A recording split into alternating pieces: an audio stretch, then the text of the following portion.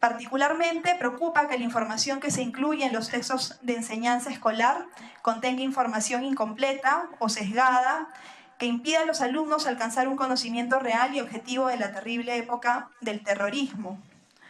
Por eso es importante escuchar las opiniones especializadas con la finalidad de que nuestros escolares puedan formar posturas, asumir posiciones fundamentadas de rechazo y de no repetición de aquella época de barbarie que se vivió entre los años 80 y 90 con la aparición de grupos terroristas como Sendero Luminoso y el MRTA, que significaron además la muerte de miles de peruanos. En el Perú hemos tenido un grupo terrorista, asesino, hemos tenido una sociedad casi hackeada en su Estado de Derecho. Nosotros no podemos seguir formando generaciones que no conozcan quién es el asesino Abimael Guzmán, que no conozcan qué fue lo que pasó en nuestro país, que se sepa claramente, se identifique cuando ha habido, sí, violaciones, excesos de determinadas personas y no pues terrorismo de Estado. Los contenidos del currículum nacional para el área de Historia, Geografía y Economía, así como para las áreas de personal social en primaria y desarrollo personal, ciudadanía y cívica en secundaria, están siendo revisados para darle énfasis al periodo de violencia terrorista entre los años 1970 y 2000. Si bien dicho periodo de la historia se trabaja en quinto de secundaria, se considera que todos los alumnos de secundaria aborden el tema para que la historia no se vuelva a repetir. Creo yo que los textos que nos han sido sometidos prescinden del concepto de carácter formativo de la historia del Perú. La historia escolar no es como la historia universitaria, donde pueden haber grandes debates y grandes discrepancias. La historia escolar busca crear consensos de unidad. Y naturalmente los textos escolares no pueden ser textos de propaganda. Las organizaciones terroristas eran organizaciones criminales, no se dice. Tampoco se dice que se organizaron durante años para atacar a la sociedad peruana. Atacaron a la sociedad peruana. Se prepararon durante un proceso revolucionario que estaba cambiando las estructuras del Perú. Y aprovecharon el regreso a la democracia porque se iba el gobierno militar y entonces el regreso a la democracia implicaba garantías individuales, constitucionalidad, jueces, etc. Aprovecharon eso como una debilidad, aprovecharon la democracia como una debilidad para lanzar un ataque inmisericordia contra la sociedad peruana. No hay ninguna mención. Y voy a ir a los casos concretos. Las fuentes utilizadas no son pluralistas. Las fuentes utilizadas son sesgadas, son solamente de un lado del espectro político, de aquellos que de alguna manera, por razones ideológicas, van a buscar una justificación a esa violencia y van a tratar de ser mangancha y no van a colocar como fuentes que le den la contra de estos autores, que las hay muchísimas. Así como hay el informe de la Comisión de la Verdad, está el libro blanco de las Fuerzas Armadas, hay muchos autores que han escrito sobre el terrorismo, algunos a título personal como biografía, y sin embargo nada de eso existe. Existe solamente el informe de la Comisión de la Verdad, que además creo yo que es un informe importante, pero que con el paso de los años se ha ido sabiendo más, y sabemos que contiene algunas inexactitudes, y yo creo que no sería una mala idea que esas inexactitudes sean corregidas por la misma Comisión de la Verdad, y que sería una buena idea tal vez que el Congreso dé una moción en el sentido de que el informe necesita ser puesto al día y algunas cosas que son inexactas pues requieren ser modificadas. No es una revelación divina el informe de la Comisión de la Verdad. O sea, un chico de quinto de primaria tiene que saber qué es el maoísmo. No, se le tiene que explicar qué cosa es el marxismo-leninismo, porque es marxismo, leninismo, pensamiento de Mao Zedong, y en el Perú es marxismo, leninismo, maoísmo, pensamiento Gonzalo. Entonces no se puede escamotear El origen del Sendero Luminoso, ¿no? Hay un recuadro en el texto para la educación pública, si no me equivoco, para la educación privada. Dice, el Sendero Luminoso surgía precisamente en estos intersticios como producto de esos desfases que se producen entre la capital y las provincias, entre la ciudad y el campo, entre andinos y criollos. Representaría la reacción defensiva y autoritaria de una estrecha franja ubicada en el polo más golpeado y desarticulado por este desarrollo específico. ¿Qué significa esto? No significa nada. El texto es de Carlos Iván de Gregori, que es naturalmente una persona que trata de justificar la violencia. Detrás de esto está la teoría de la revolución del campo a la ciudad. Detrás de esto está el marxismo-leninismo. Lamentablemente, él es un historiador respetado dentro de su línea de pensamiento. No lo estoy condenando. Pero esto,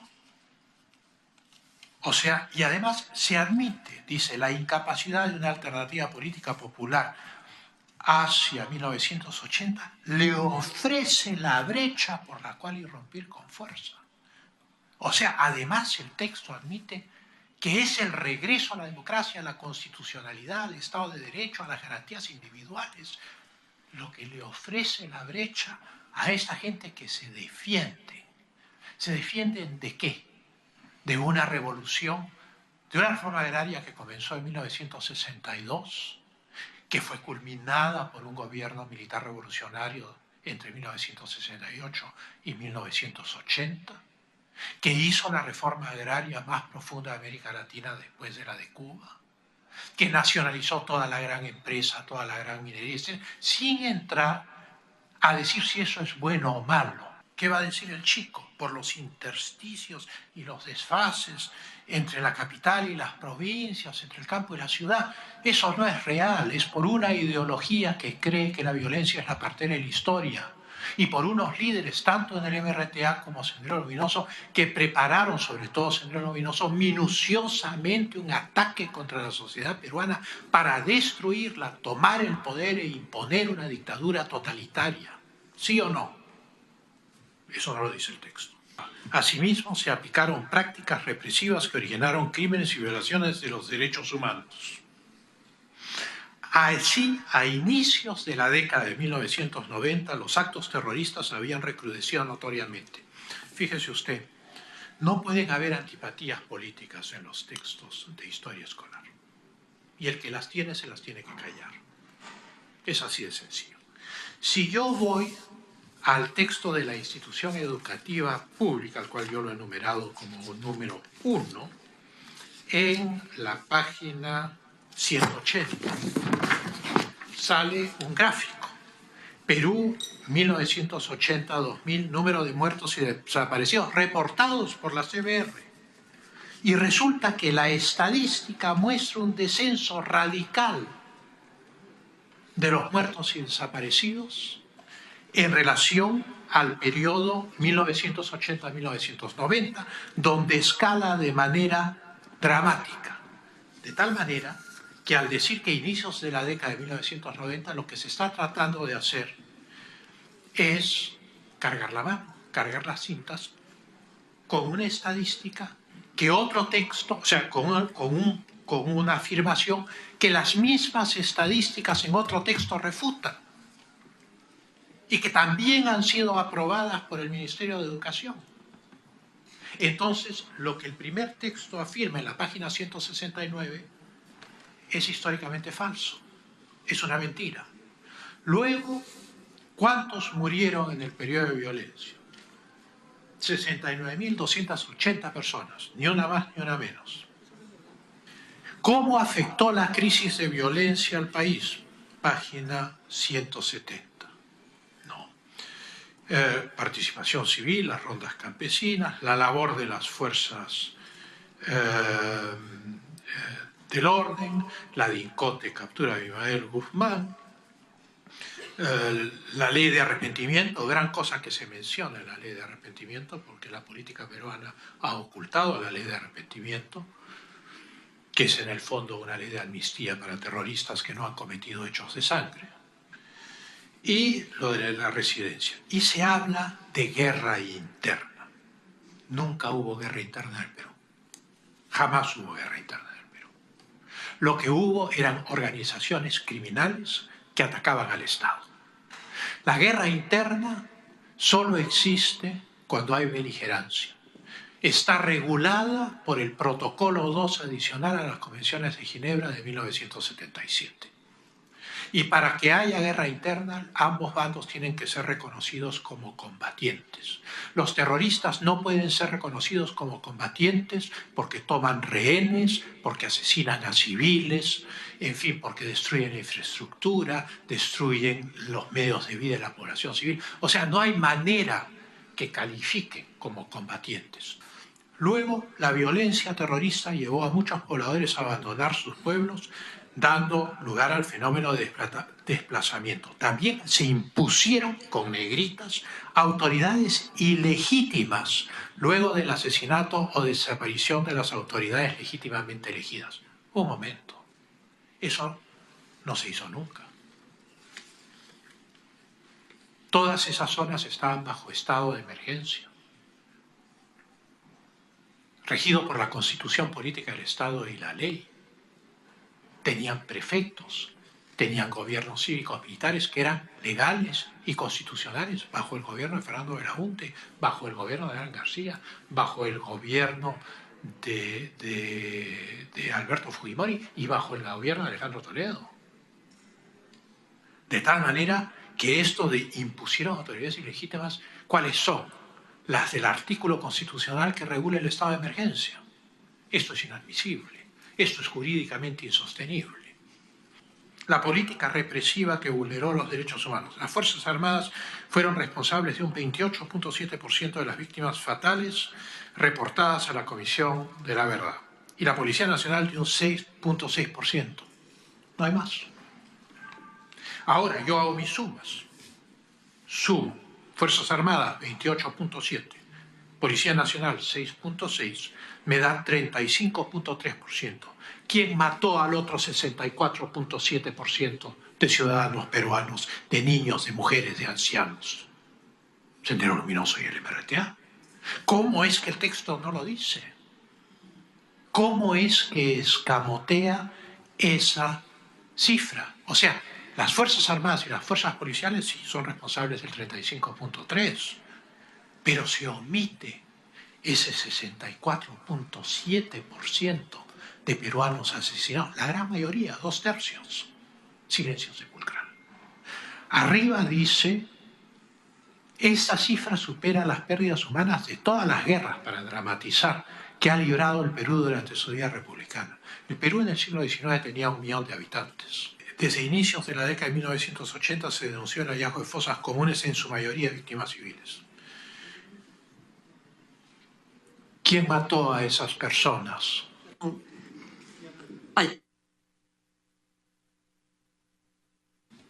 ¿Quién mató a estas personas?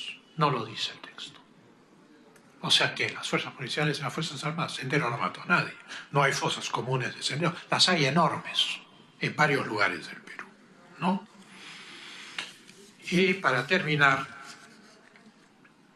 acá hay una cosa que el Congreso tiene que estar necesariamente chocado, ¿no?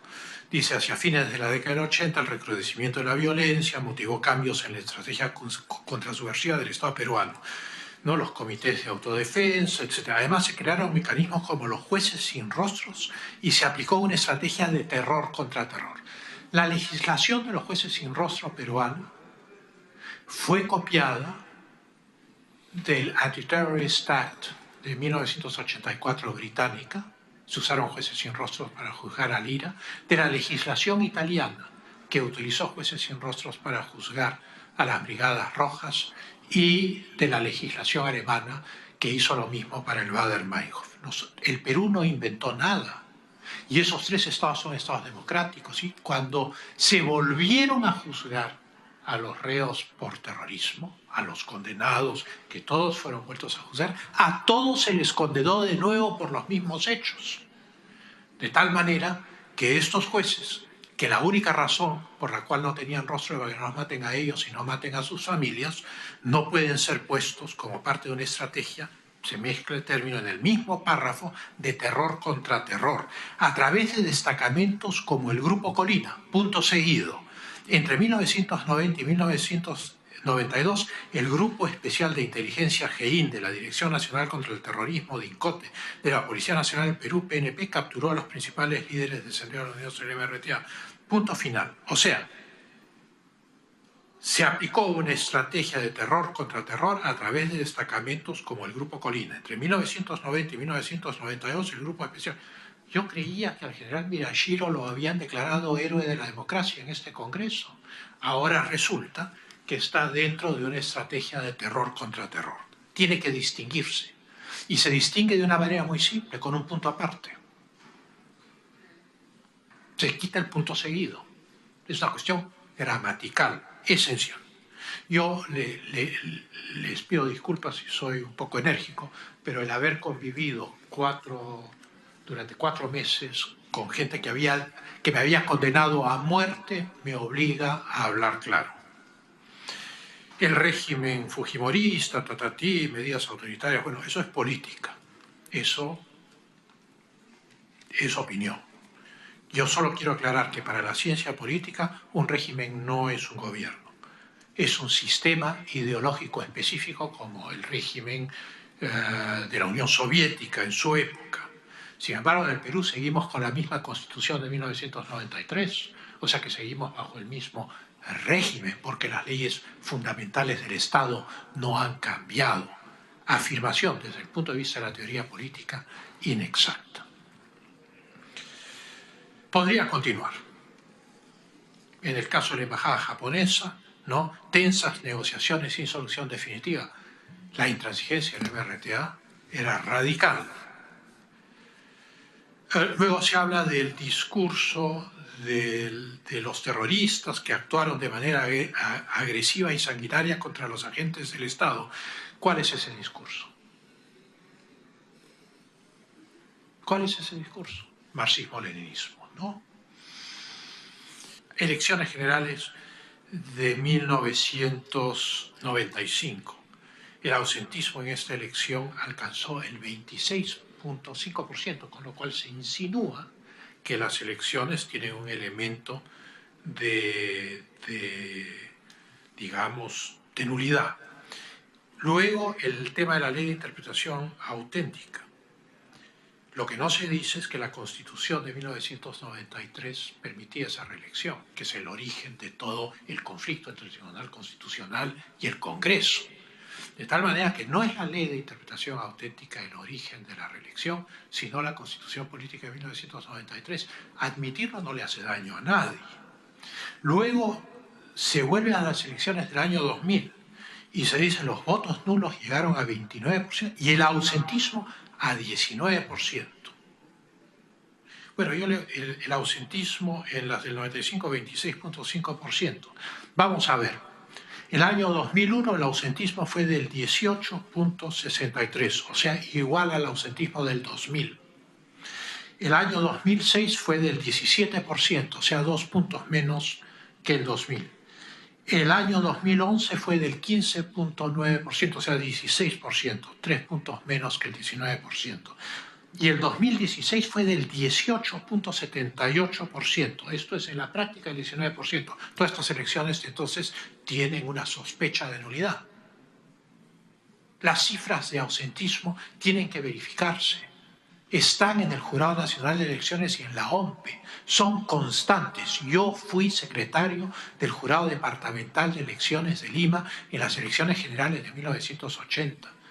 Ayudé a supervisar la elección en todo el departamento de Lima, la primera elección democrática que tuvo el Perú después de 12 años.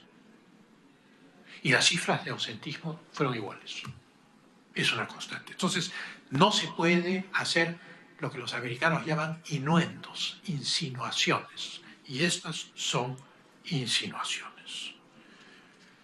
Si algunos ciudadanos que me escuchan deberían asombrarse, no hay un solo país de América Latina que no tenga un curso de historia de la República Dominicana, Honduras. Porque en primer lugar, no se hacen más cursos, sino áreas. La sucesión de gobernantes en el curso del tiempo, la historia es la ciencia del tiempo, no es la sociología, que es distinta, y yo tengo las dos formaciones y me aterro cuando las juntan. Todas tienen sus campos difíciles. Yo voy proponiendo a la comisión que no se preocupen solamente de Sendero o el terrorismo, aunque este tema tendría que ser compartido por la comisión del tema de terrorismo. En los países más próximos, como Ecuador o Bolivia, hay cursos normales. En el Perú no existe sino las áreas, que durante los últimos 30 o 40 años hemos dejado de formar ciudadanos que conocen su historia, que aceptan los grandes desastres que hemos tenido. Por el amor de Dios, ¿qué nación no los ha tenido?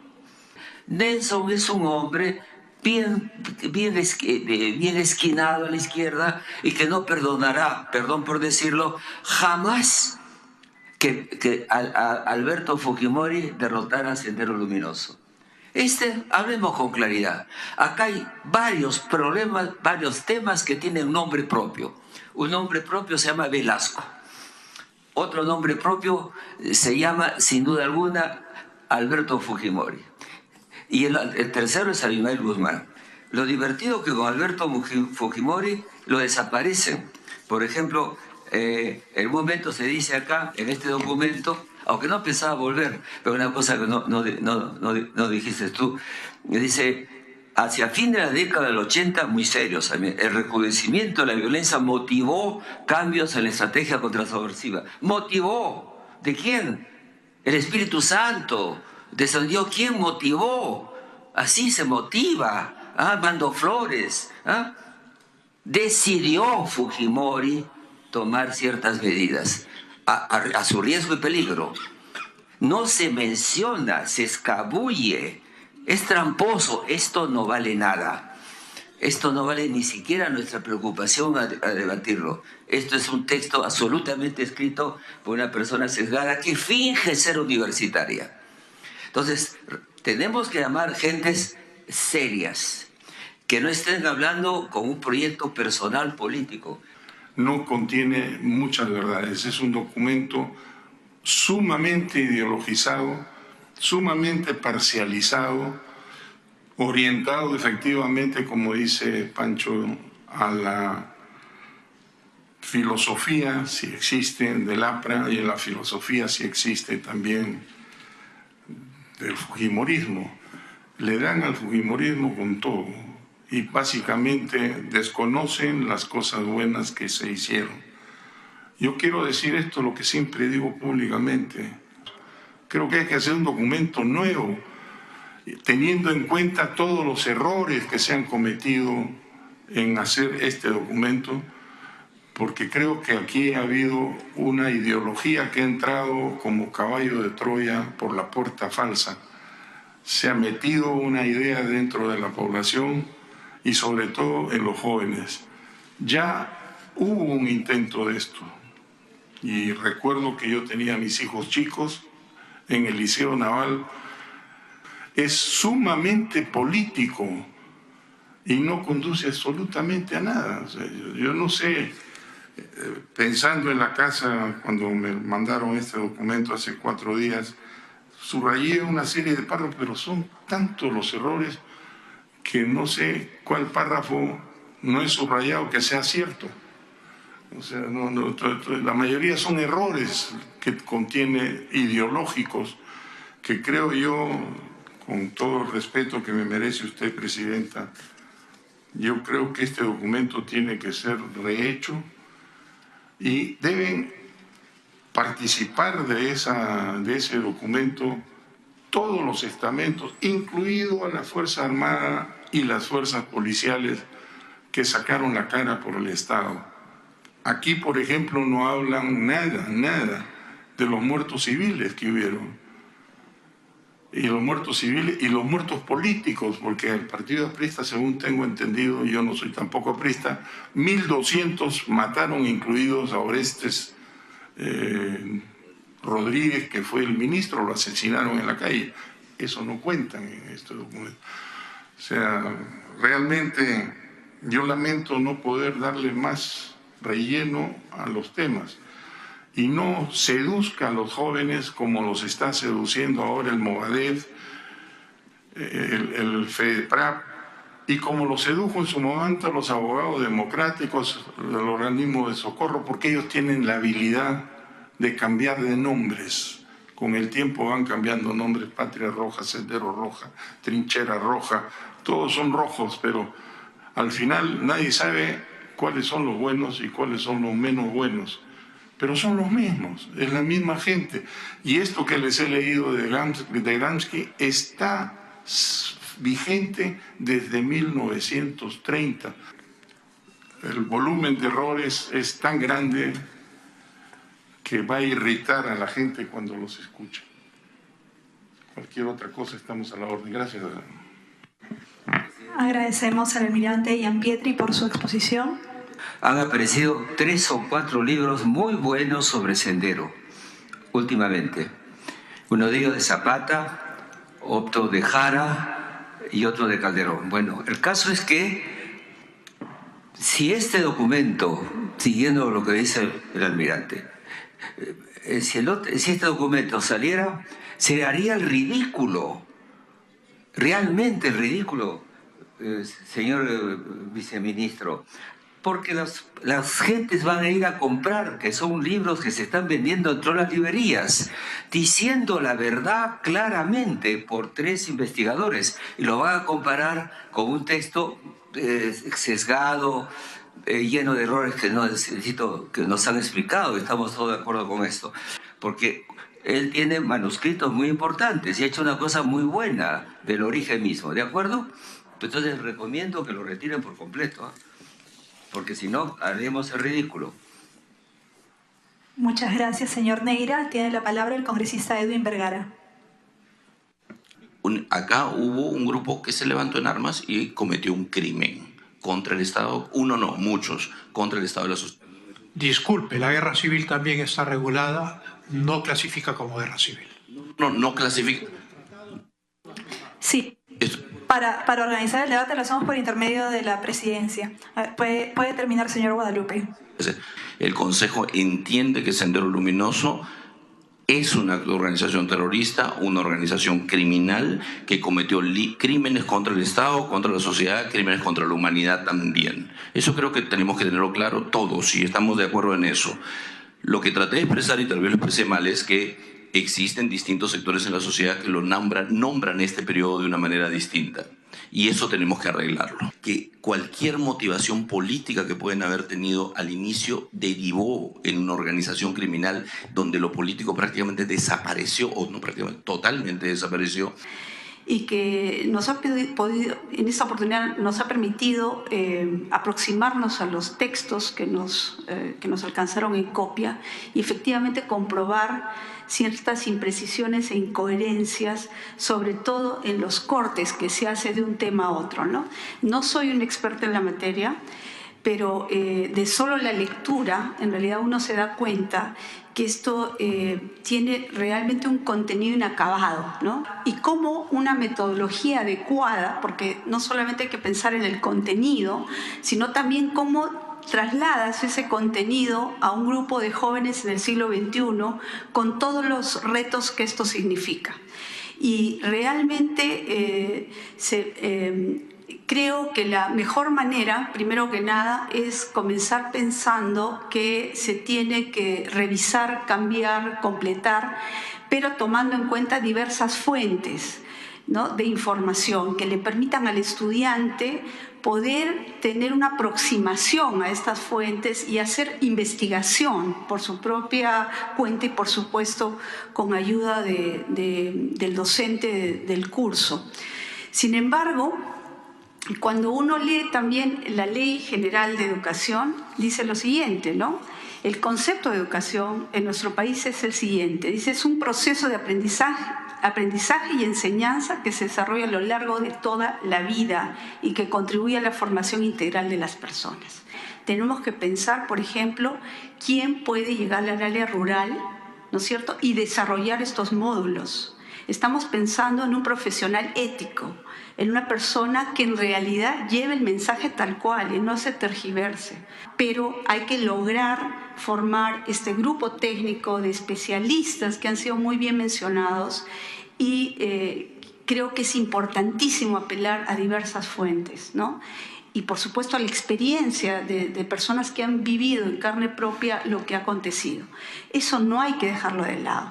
Por otro lado, a los jóvenes hay que sensibilizarlos, hay que orientar también esta formación a través de sus sentidos, los efectos que pudieron causar los actos terroristas en el bienestar de la población e indirectamente sus derechos. Por ejemplo, voladuras de torres eléctricas, yo me acordaba que volaban a cada rato y afectaban tremendamente el desarrollo económico, porque si es que se quiere hablar de manera integral, tenemos que hacerlo así, llegando al joven de hoy con un mensaje más directo, más palpable, lo que él puede ver ahora como un desarrollo exponencial, como tener un celular, ¿no es cierto? En esa época, ¿por qué no se pudo llegar allí, no? Hay cuestiones de cómo el Perú como país perdió los bienes y servicios que tantos años le costó, digamos, con este tipo de golpes, ¿no? La Comisión de la Verdad tenía un objetivo diferente al que tiene la educación. El objetivo de la educación es formar un país integrado, educar ciudadanos, como lo dijo el doctor Tudela, ciudadanos peruanos, y no irse a temas ideológicos de otra naturaleza que lo único que hacen es malograr la sociedad. El trabajo de la CBR fue pagado con $18 millones y con eso tuvieron su verdad. Hay que revisarlo. Eso es un tema que también es importante, como ya se ha mencionado antes. Hay que revisarlo a la luz de las nuevas cosas que han aparecido y de la mirada amplia y franca sobre el problema. La terminología y definiciones empleadas se confunden, no son las adecuadas. Todo lleva a dividir más que unir y a fomentar la confusión mental de los jóvenes, porque no van a entender qué cosa les ha querido decir muchas veces en este texto. El artículo 17 de la Constitución dice al final, promueve la integración nacional, que es uno de los artículos que dedica a la educación. Y estos textos no promueven nada. Hay mucho trabajo por hacer. La historia tiene que escribirse como es. Las cosas tienen que decirlas los que las conocen, porque este periodo de nuestra historia no tiene mucho escrito realmente como debería haberlo tenido. Yo escucho hablar mucho de las rondas campesinas, fueron uno de los factores que ayudaron al tema. Las rondas campesinas es un fenómeno del norte de nuestro país, más que de otra zona. Los comités de autodefensa del resto del país. Pero eran organizaciones que por costumbre existían en nuestras comunidades. La Fuerza Armada lo que hizo fue sistematizarlas, organizarlas, equiparlas, instruirlas. Y eso no se menciona en ningún lado. Se habla como si fueran autogeneradas y solas hubieran actuado. No era así. Están empadronadas en el comando conjunto. Cada miembro de la comité de autodefensa se encuentran empadronados y se les asignó un arma comprada por el gobierno. Y eso era controlado por las Fuerzas Armadas. No reconoce la función del Estado, que es el Estado, gobiernos democráticos los que lucharon contra este fenómeno. No fueron dictaduras, fueron gobiernos democráticos los que le ordenaron a la Fuerza Armada combatir este fenómeno terrorista.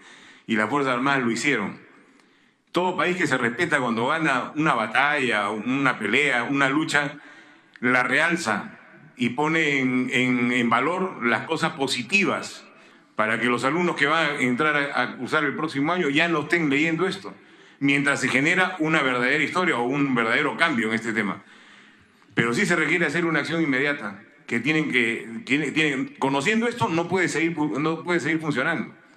Ninguna entidad del Estado puede permitir que esto funcione.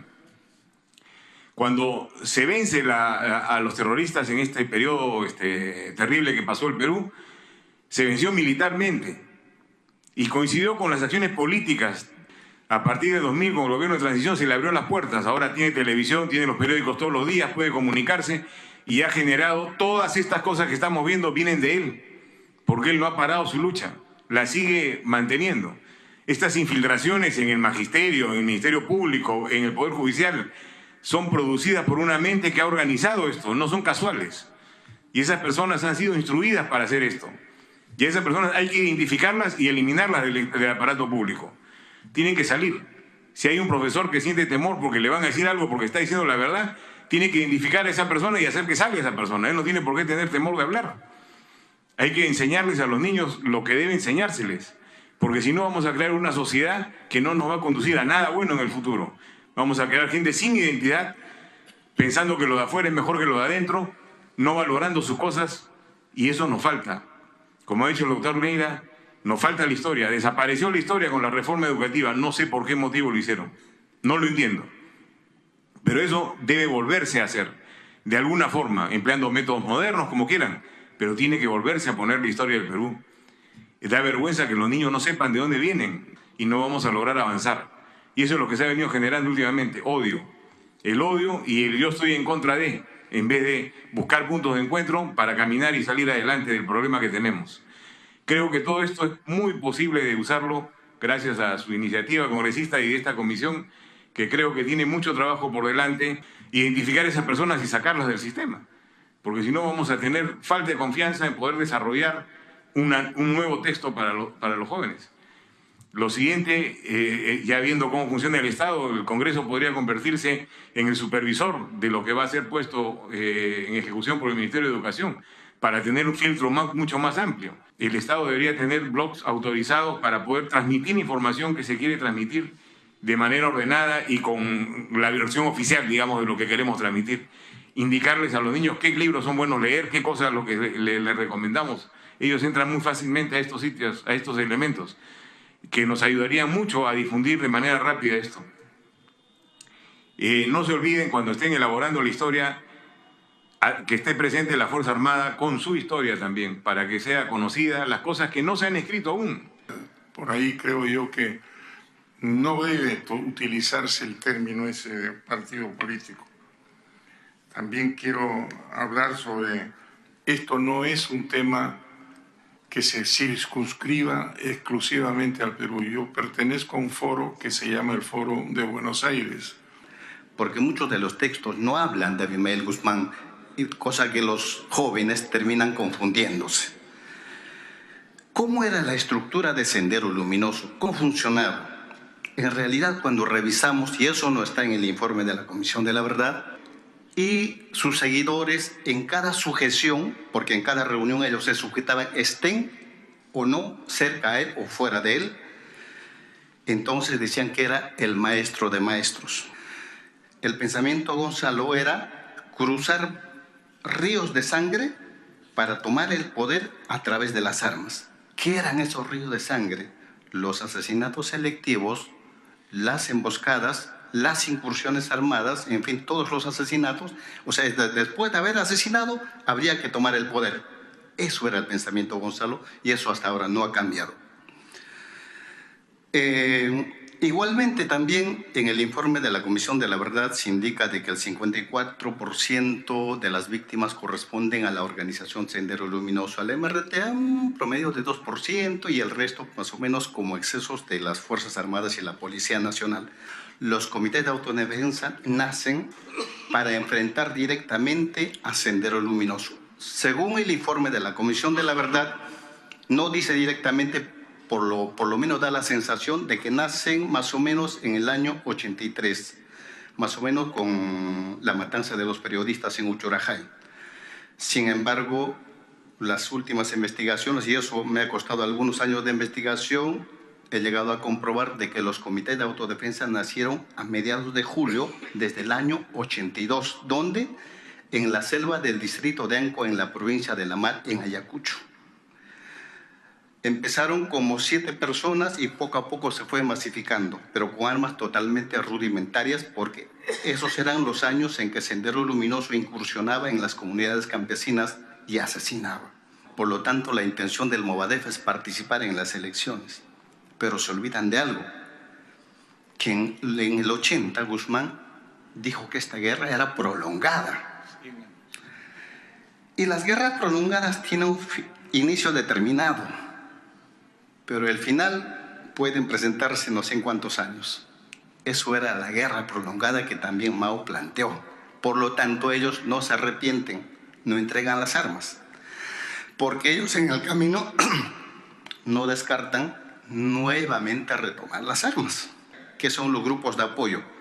¿Cómo nace el 2009 el Movadef? Como frente, con dos objetivos determinados, uno para el frente, digamos, general, y el otro a nivel interno. Otras partes donde se califica a Sendero Luminoso como un grupo maoísta que formaba parte de los sectores de izquierda, haciendo referencia a una lucha armada. Otro documento donde se expresa el rechazo al terrorismo, pero del tenor del párrafo parece que justificara su actuar terrorista y sanguinario en un supuesto completamente negado, que es un discurso de preocupación por la población más pobre y excluida. También vemos que permanentemente se hace referencia al informe de la Comisión de la Verdad y la Reconciliación. Vemos textos como conflicto armado. Y hay algunos términos a debatir, creo yo, y seguramente faltan algunos que ya han mencionado nuestros invitados, pero los quiero dejar a la mano para ver si ahora en nuestras conclusiones finales yo quisiera escuchar su opinión, si es que esos términos están mal dichos o si están correctos, ¿no? Como por ejemplo lucha armada, lucha popular, crisis de violencia. Mencionar a Abimael Guzmán en la historia como líder o como cabecilla, los términos de conflicto armado interno, el informe de la CBR, a Sendero Luminoso y el MRTA como guerrilla, agrupación insurgente, partido político o movimiento terrorista. ¿Cómo deberíamos definir la pacificación nacional o reconciliación nacional? El derecho a la memoria. También considero que se debería de incluir lo que es el rol de las Fuerzas Armadas en la lucha contra el terrorismo, ¿no? Y explicar a los jóvenes lo que fue el pensamiento Gonzalo y su interpretación en los libros de historia, ¿no? Dejo todos estos puntos para debate y para conclusiones finales. Vamos a empezar ahora del final hacia el inicio para poder cerrar con el viceministro. Tiene nuevamente la palabra el señor Pedro Ayaranga. O la época del terrorismo, y esa fue la figura de Abimael Guzmán. Y creo que hay que iniciar determinando quién fue Abimael Guzmán, porque de lo contrario estaríamos en lo mismo que cuando no solo a los de secundaria, sino a los estudiantes universitarios y a muchas personas le preguntan quién fue Abimael Guzmán, simplemente terminan confundiendo. Consolidar esa información, consolidar cómo estaba organizado Sendero Luminoso, los afectados y sobre todo, insisto, en que la incorporación de estos efectos psicosociales, ¿no? Abimael Guzmán podría ser un cabecilla de una banda terrorista. El conflicto armado no existe, en nuestro país no ha existido, eliminarlo. El informe final de la CBR como fuente de información lo desecharía. Sendero Luminoso es un movimiento terrorista. El término pacificación nacional me parece correcto, el de reconciliación no, el derecho a la memoria tampoco. La historia es nuestra memoria, lo que debemos hablar es de historia, más que el derecho a la memoria. El rol de las Fuerzas Armadas en la lucha contra el terrorismo sí, el denominado pensamiento Gonzalo y su interpretación de los libros de historia sí, el derecho a la memoria no, se volvió a repetir. Terrorismo es correcta la definición, terrorismo de Estado, eliminarlo, no hubo terrorismo de Estado. Se confunden mucho estos términos, se repiten cosas con otros nombres y la verdad que debemos volverlo todo a la normalidad, ¿no? El término de derecho a la memoria, que es muy peleado y muy dicho y muy gastado ya en estas discusiones, deberíamos eliminarlo y considerar la historia, ¿no? La historia es la que nos va a dar la memoria finalmente. Nada más. Muchas gracias, almirante Montoya. Tiene la palabra la señora Eugenia Fernán. Que tuviéramos la posibilidad de contar con un listado de definiciones, sobre todo aquellas que ya están sustentadas en los tratados internacionales. Creo que eso es una de las de los retos más grandes que tenemos, la forma en que vamos a denominar o que debemos denominar, digamos, a los diferentes hechos ocurridos en la realidad y por qué desestimar algunos términos. Pero como es un tema de derecho internacional, yo pensaba que sería interesante, de todas maneras, comenzar con esa necesidad de nociones básicas, compartir lo más básico, ¿no? Justamente para que todos estemos en capacidad de ir puliendo la forma de expresarnos. Tener algunas definiciones muy claras para no cometer errores por cosas que son más técnicas, digamos, es bien importante. Solo quiero habiendo dicho eso, quiero hacer referencia a algunas cosas que creo que es importante decir, ¿no?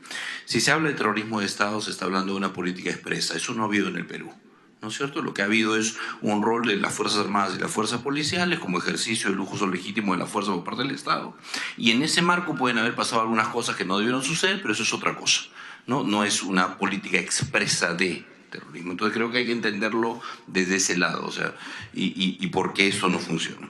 En el término terrorismo, la definición que está acá, a mí me parece correcta, igual como señor almirante, aunque quiero hacer una reflexión sobre ella. Estrategia política que utiliza el terror como mecanismo de control de población.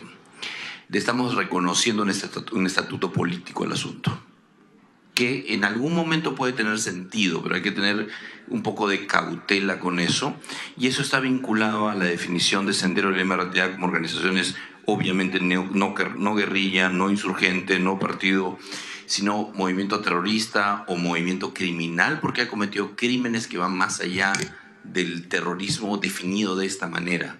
Digamos, su vinculación con el narcotráfico va más allá de esto. Entonces ahí hay que no necesariamente optar por un término, usar distintos términos en distintos momentos dependiendo a qué uno se pueda querer hacer referencia. El informe de la Comisión de la Verdad como fuente de información es una fuente de información, no tendría por qué ser nunca la única. Eventualmente creo que se ha discutido acá la importancia de, han pasado ya varios años de este informe, revisar algunas cosas, eventualmente algo hay que hacer. Y yo normalmente no lo menciono porque no es el punto, pero creo que a todos nos tocó enfrentar esto de alguna forma. Yo estoy muy agradecido a la policía, a la Fuerza Armada, a pesar de que 2 días después tuve un shock por ese evento en el cual yo me paré frente a Sendero, tuve un evento un poco desagradable con la policía, pero no importa. Digamos, yo entiendo que la policía pueda confundirse también en determinadas circunstancias cuando pasan cosas. No es esto por aquí, esto por acá, y la sociedad como si hubiéramos estado en vitrina. No estuvimos en vitrina, nos tocó, digamos, cosas muy duras en muchas circunstancias, y estuvimos en el lado que teníamos que estar. Yo creo que sería más digerible llamarle un ataque subversivo de grupos terroristas al Estado peruano, con explicación de que no fue solo Sendero, también fue el MRTA. La crisis de violencia, yo creo que la crisis de violencia fue una crisis de desinformación al Estado peruano. La gente hasta ahora no tiene claro realmente qué cosa es lo que pasó. No es que sea una crisis que hay. Abimael Guzmán en la historia es líder o cabecilla. Yo diría que es un líder de banda armada. Así es. Conflicto armado interno, yo no creo que ese término se deba utilizar. El informe final de la Comisión de la Verdad como fuente de información. Yo digo, ¿ya terminó la subversión en el Perú? ¿Dónde van a meter los hechos que todavía no han sucedido o alguien los va a inventar? O el Museo de la Memoria es un museo stretch y tiene su sucursal ahora en Ayacucho, ahí de repente van a mandar algunas cosas que todavía no han sucedido. O sea, yo creo que la verdad no se escribe mientras se está realizando, o sea, la verdad se escribe cuando ya terminó, y aquí no hemos terminado. No ha terminado la subversión. Yo estoy convencido de que muchos de estos que han sido soltados no han declinado ni han pedido perdón. O sea, yo creo que El único que yo he escuchado decir perdón es a Peter Cárdenas Schutz. Ninguno de los otros ha dicho algo parecido. Entonces, no se olvide lo que dijo antes nuestro querido amigo experto en la subversión. La subversión, según Abimael, en los escritos que yo tengo y que los he leído, dice que es un acto que va a durar de 50 a 100 años.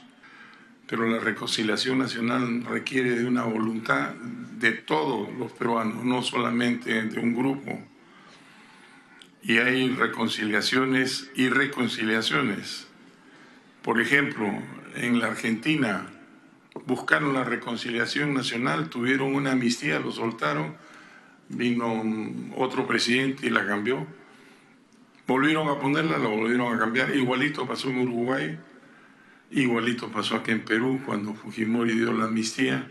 Muchas gracias, almirante Gianpietri. Saludamos la presencia de la congresista Alejandra Aramayo. Tiene la palabra el canciller Francisco Tudela. No nos han unido, nos han dividido. El Perú es un país fracturado, donde hay una profunda exclusión y hasta proscripción de política, y que eso naturalmente no nos conduce por buen camino hacia el futuro. Hay que comprender también que necesitamos una historia serena y veraz que nos diga quiénes somos los peruanos. Pero veraz, porque no es una crítica al doctor Guadalupe, que debe estar preocupado con lo que voy a decir, pero no se trata de un relato, que es que los textos no mencionan en ningún momento los derechos fundamentales. Y eso, naturalmente, es más que un defecto en el texto, es una omisión imperdonable. Admitir que se usa la democracia como la puerta de entrada para una política de terror, y por el otro lado no decir en el texto que esto implica una violación frontal a los derechos fundamentales de los peruanos, no es una omisión. Es terrible no haberlo hecho. Luego, sobre la terminología. Yo creo que la terminología es enormemente importante y no es una cosa sobre la cual debamos ponernos de acuerdo. Llegaron todos vestidos con la misma ropa, con una pañoleta que decía MRTA, portaban las armas abiertamente, o sea, como si cumplieran con los requisitos de las regulaciones de la Haya. Se olvidaron de un punto, el distintivo fijo. El terreno, el control del terreno, una cadena de mando que no tenían. O sea, no es fácil hacerse pasar por combatiente, no se puede. Hay una serie de requisitos exigidos en el derecho internacional que es constitucionalmente derecho peruano. Una agresión terrorista contra la sociedad peruana y el orden constitucional. Eso es, como bien ha indicado el almirante Gianpietri, el término del diccionario de subversión. Y digo unilateral porque hay un tema muy importante al cual el doctor Neira se ha referido, que es el carácter de mitomanía en Abimael Guzmán. Era un mitómano, era un líder indiscutido terrorista, y el término que debe usarse es líder terrorista. Y además mitómano porque inicia las acciones cuando ha habido un proceso revolucionario en el Perú. Podemos discutir lo que sea sobre si debió hacerse o no, pero se hizo. Ya, como dicen los chicos, ya fue. Y eso no es político. Será político para algunos, pero la verdad no es política. Y entonces esas correcciones merecen, no sé, una moción de orden del día del Congreso invocando a que se examine por lo menos el informe, ¿no? Sendero Luminoso y el MRTA son movimientos terroristas, no llegan al estatus de guerrillas, Pacificación nacional, bueno, ese término se usa desde que Lagasca llegó al Perú, el pacificador Lagasca contra Gonzalo Pizarro, o sea que sí, pacificación es un término universal que se ha usado en muchas partes del mundo. Reconciliación nacional, no ha concluido el conflicto. No ha concluido el conflicto porque Sendero Luminoso no admite la conclusión del conflicto. Entonces, claro, reconciliación cuando una de las partes importantes no concluye el conflicto, plantea un problema, cambia estrategia pero no concluye el conflicto. Cuando los conflictos concluyen, hay amnistías. ¿Dónde se originan? En las guerras de religión. Terminan las guerras de religión en 1648, todos los gobiernos que han participado de las guerras de religión dan amnistía, los protestantes a los católicos a los protestantes, terminan las guerras de religión. Pero no hemos llegado a ese punto. Derecho a la memoria. El derecho a la memoria no existe, es muy subjetivo. Lo que existe es el derecho al acceso a la información veraz para conocer la verdad. Eso sí. El denominado pensamiento Gonzalo y su interpretación en los libros de historia, nada, hay que llamarlo por su nombre. Marxismo, leninismo, maoísmo, pensamiento Gonzalo, como él quiso. El libro de Antonio Zapata, que sí lo he leído, es magnífico en su concisión y además en su comprensión del fenómeno, porque Tony Zapata viene de las filas del trotskismo, entonces es un conocedor de cuerpo propio del marxismo, y su libro es de una precisión y una concisión admirable. Marxismo, leninismo es la columna vertebral de esto. Derecho a la memoria, bueno, lo mismo que antes, ¿no? Es derecho al acceso a la información. Porque el terrorismo de Estado implicaba una política por la cual no se hubiera capturado jamás a los líderes de los movimientos terroristas vivos, sino que se les hubiera matado, no hubiera habido ley de arrepentimiento, no se hubiera modificado radicalmente la estrategia de mantener a las Fuerzas Armadas en el campo y sustituirla por una estrategia de inteligencia. Entonces yo no creo que pueda sostenerse formalmente que existió terrorismo de Estado. ¿Qué es lo que queda por hacer? Tomar decisiones. Los problemas no los vamos a resolver, tenemos que tomar decisiones teniendo los problemas, y eso implica también pensar seriamente en una reforma de la educación. La hemos tenido antes, la hemos tenido en el 69, cuando el doctor Walter Peñalosa hizo el esquema general sobre el cual se han basado las sucesivas reformas, pero creo que, como dice el doctor Neira, no podemos continuar con esta amalgama que es historia, geografía y economía. Se tiene que estudiar historia del Perú. Gracias. Muchas gracias. Saludamos la presencia del congresista Julio Rosas, del congresista Edwin Donaire, de la congresista Carla Scheffer y Guillermo Bocángel. La sala la tenemos que entregar a las 3 de la tarde, se nos ha ido el tiempo.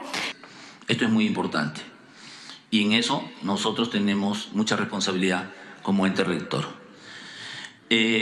Muy importante también, y recojo uno de los aportes que me parece fundamental, es que precisamente el aspecto de la identidad también comienza a formar parte de este tipo de educación que nosotros queremos para nuestros futuros ciudadanos. Nosotros somos parte de esa identidad, nosotros nos hemos construido con esa identidad y con esos aspectos históricos con los que fuimos formados.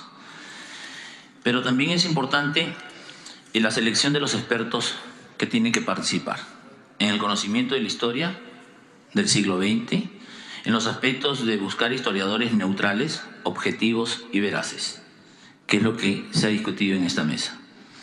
También procurar que estos contenidos, los aspectos que vayan a ser formulados, permitan los niveles de razonamiento, reflexión y juicio de valor de nuestros estudiantes. Porque son las herramientas que ellos van a poder tener para enfrentar la vida, para entender y poder oponer sus propios pensamientos e ideas a ideas trastocadas, que no se vuelvan a repetir en el país. La formación de maestros tiene que ir alineado con ello. Decíamos que hay que buscar también formar a los que forman a los maestros. Y los formadores de maestros también tienen que ser un objetivo de nuestro trabajo. La carencia de contenidos es lo que ahora estamos tratando nosotros de procurar que no falte. Los contenidos son importantes en toda formulación, en todo trabajo pedagógico. Pero junto a ello, no podemos descuidar el trabajo con los padres de familia. Por eso es que nosotros planteamos que se reestructure la Dirección General de Tutoría y Orientación Educativa. Porque hay que involucrar a la familia, hay que involucrar a los padres de familia como elemento fundamental en la formación de los valores, del desarrollo ético y moral de los alumnos y estos principios. Tomamos en cuenta el retiro de los textos, ¿sí? Y algo que me parece muy importante y que se dijo de parte de la Defensora del Pueblo: la importancia de incluir los aspectos que tengan referencia a los derechos a la vida y a la protección de los derechos fundamentales. Tienen que ser mencionados.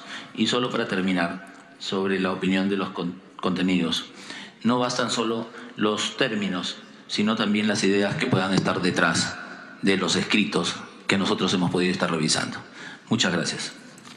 Muchas gracias, viceministro. Me disculpo con los señores congresistas porque ya se nos ha acabado el tiempo y tenemos también a nuestros invitados desde las 10 de la mañana acá y estarán con hambre, ya pasó la hora del almuerzo. Agradezco a todos por su asistencia, por su paciencia y por la valiosa información que nos han dado el día de hoy. Esperamos que el Ministerio de Educación tome todas las recomendaciones que han dado nuestros invitados y estoy segura de que estamos dando un primer paso para cambiar y para corregir lo que es la historia de nuestro país.